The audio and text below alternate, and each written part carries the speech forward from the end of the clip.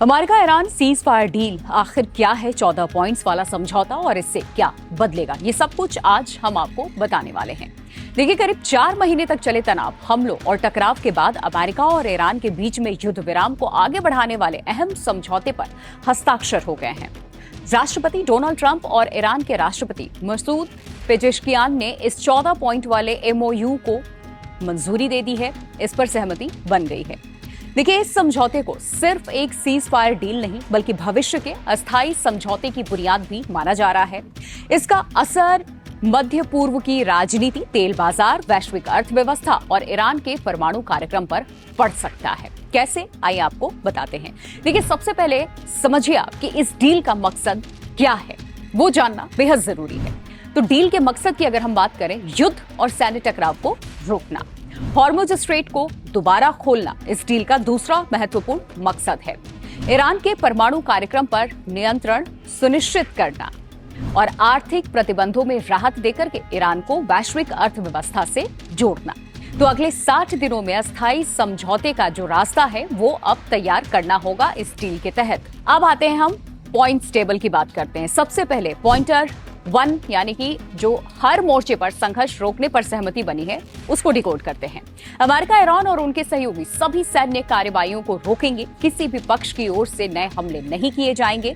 Lebanon समेत पूरे क्षेत्र में तनाव कम करने की पूरी कोशिश होगी इसके तहत, और दोनों पक्ष एक दूसरे को सैन्य धमकी देने से भी अब बचेंगे। पॉइंट नंबर 2 की बात करते हैं। एक दूसरे के अंदरूनी मामलों में अब दखल नहीं दिया जाएगा। अमेरिका और ईरान ने एक दूसरे की संप्रभुता का सम्मान करने पर भी सहमति दी है। बिल्कुल सही सुना आपने, क्योंकि दोनों देश एक दूसरे के आंतरिक मामलों में हस्तक्षेप अब नहीं करेंगे। राजनीतिक और सुरक्षा मामलों में सीधा टकराव कम करने की पूरी कोशिश होगी इसी के तहत। पॉइंट नंबर 3 की अगर हम बात करें तो 60 दिनों की डेडलाइन दी गई है। तो दोनों देश अगले अब 60 दिनों में अस्थायी समझौते पर बातचीत भी करेंगे।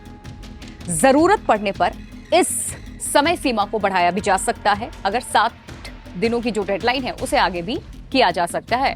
लक्ष्य है कि अस्थायी युद्ध विराम को अस्थायी शांति समझौते में बदला जाए, ये टारगेट है। लेकिन पॉइंट नंबर 4 की हम बात करें तो अमेरिका नाकेबंदी हटाएगा, इसका भी इसमें जिक्र किया गया, क्योंकि अमेरिका ईरानी बंदरगाहों पर लगी समुद्री नाकेबंदी हटाना अब शुरू करेगा। जहाजों की आवाजाही में यहां डाली गई बाधाएं इससे खत्म की जाएंगी, धीरे धीरे समाप्त हो जाएंगी। अंतिम समझौते के बाद अमेरिकी क्षेत्र में अपनी अतिरिक्त और सैन्य मौजूदगी भी अमेरिका यहां कम कर देगा।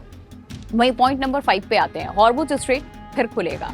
अब सोचिए कितना इंपॉर्टेंट है ये इस समझौते का सबसे अहम हिस्सा माना जा रहा है। हॉर्मुज स्ट्रेट से जहाजों की आवाजाही फिर से शुरू होगी। तेल और गैस की सप्लाई सामान्य होने की इससे उम्मीद बढ़ेगी। दुनिया में जो त्राहिमाम इस वक्त देखने को मिल रहा है उससे थोड़ी बहुत राहत होगी। जहाजों की किसी तरीके का टोल, उनसे अतिरिक्त शुल्क नहीं वसूला जाएगा। समुद्री मार्गों को सुरक्षित बनाने के लिए बारूदी सुरंग और बाकी बाधाओं को हटाया भी जाएगा। अब पॉइंट नंबर 6 क्या है, ये भी आपको बताते हैं। ईरान के लिए $300 अरब की विकास योजना इसमें तैयार की गई है। ये दर्शाया गया है ईरान के पुनर्निर्माण और आर्थिक विकास के लिए कम से कम $300 अरब की योजना इसमें बनने वाली है। इसमें खाड़ी देशों और क्षेत्रीय साझेदारों की भूमिका हो सकती है जो साथ आए। अमेरिका सीधे पैसा नहीं देगा, ये हम सब जानते हैं, लेकिन निवेश और परियोजनाओं को मंजूरी देगा अमेरिका। इसकी हमेशा से ये नीति रही है। अब पॉइंट नंबर 7 की हम बात करते हैं। आर्थिक प्रतिबंधों में राहत मिलेगी जिससे ईरान जूझ रहा था। ईरान पर लगे आर्थिक प्रतिबंध चरणबद्ध तरीके से हटाए जाएंगे, एक एक करके। एकाएक सब कुछ नहीं खुलेगा। बैंकिंग, व्यापार और निवेश से जुड़ी पाबंदियां कम की जाएंगी। ईरान को वैश्विक बाजारों से दोबारा जोड़ने का इससे मौका मिल जाएगा। हालांकि ये राहत ईरान के प्रदर्शन पर निर्भर करेगी कि वो किस तरीके से सहयोग भी कर रहा है अमेरिका के साथ। पॉइंट नंबर 8 की अगर हम बात करें तो परमाणु हथियार नहीं बनाएगा ईरान। ये अमेरिका की सबसे बड़ी जीत मानी जा रही है। तो ईरान ने परमाणु हथियार नहीं बनाने का वादा भी किया है। संवर्धित यूरेनियम के भंडार पर अंतर्राष्ट्रीय निगरानी होगी, यानी कि खुली छूट अब ईरान को नहीं होगी। अंतर्राष्ट्रीय परमाणु ऊर्जा एजेंसी यानी कि IAEA पूरी प्रक्रिया पर नजर बनाए रखेगी। अपनी परमाणु गतिविधियों को तय नियमों के दायरे में भी यहाँ रखना होगा, ईरान को दर्शाना होगा।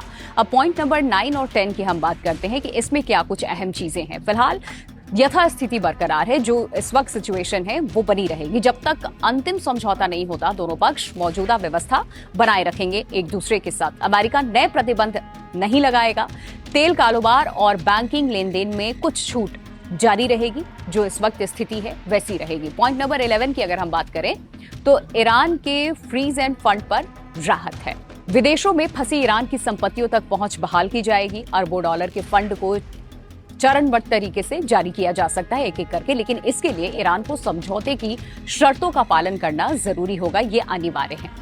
अब आगे बढ़ते हैं, बात करते हैं पॉइंट नंबर 12, 13 और 14 की। निगरानी और अस्थायी समझौते की इसमें पूरी तैयारी की गई है। समझौते के पालन पर नजर रखने के लिए यहाँ संयुक्त व्यवस्था बनाई जाएगी। दोनों देशों के बीच में लगातार बातचीत जारी रहेगी, जो बीते कुछ समय से नहीं हो रही थी। अंतिम समझौते को संयुक्त राष्ट्र सुरक्षा परिषद की मंजूरी दिलाने की पूरी कोशिश भी होगी। और इस समझौते से दुनिया पर अब क्या असर पड़ सकता है, ये सबसे बड़ा सवाल है। तो वो भी आप जान लीजिए। मध्य पूर्व में युद्ध का जो खतरा है वो कम हो सकता है। मिडिल ईस्ट में जिस तरीके के हालात हैं उससे लोगों को राहत मिलेगी। तेल की कीमतों में राहत देखने को मिल सकती है। वैश्विक सप्लाई चेन सामान्य होने की उम्मीद बढ़ेगी और ईरान को आर्थिक राहत भी इससे मिल सकती है। इसके साथ अमेरिका की अगर हम बात करें तो अमेरिका अपने सबसे बड़े लक्ष्य ईरान को परमाणु हथियार से दूर रखने के करीब बेहद पहुंच चुका है इसमें, जिस पर सबकी निगाहें बनी हुई थी कि आखिरकार अमेरिका यहां जीत हासिल करता है या नहीं। तो सीधे शब्दों में कहें तो ये समझौता युद्ध नहीं बल्कि बातचीत के रास्ते पर आगे बढ़ने की कोशिश है। ईरान को आर्थिक राहत और दुनिया से दोबारा जुड़ने का मौका इससे मिल सकता है, जबकि अमेरिका ये चाहता है कि ईरान हमेशा के लिए परमाणु हथियारों की दौड़ से बाहर हो जाए। अब अगले 60 दिन ये तय करेंगे कि अस्थायी समझौता अस्थायी शांति में बदलता है या फिर क्षेत्र एक बार तनाव की आग में आगे बढ़ता चला जाएगा। मिडिल ईस्ट में एक बार फिर से जो तनाव है वो चरम पर पहुंचेगा।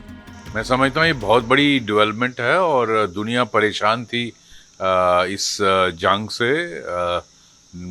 देखिए, स्ट्रेट ऑफ हार्मुज बंद होने की वजह से फ्यूल की प्राइसेस बढ़ रही थी, दुनिया में इन्फ्लेशन बढ़ रहा था और हमारे अपने भारत में कितनी दिक्कतें आ रही थी। हालांकि हमारी सरकार ने उन दिक्कतों को बहुत हद तक लोगों को महसूस नहीं होने दिया।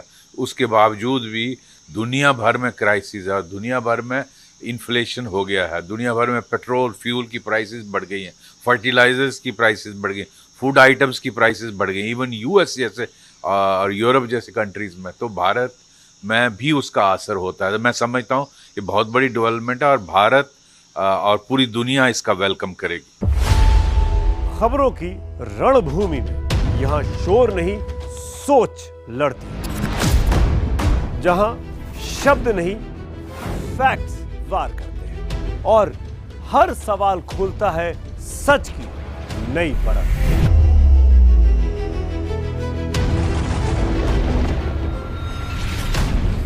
चक्रव्यूह आपके अपने सुमित अवस्थी के साथ सोमवार से शुक्रवार शाम 6:57 पर टाइम्स नाउ नव भारत पर।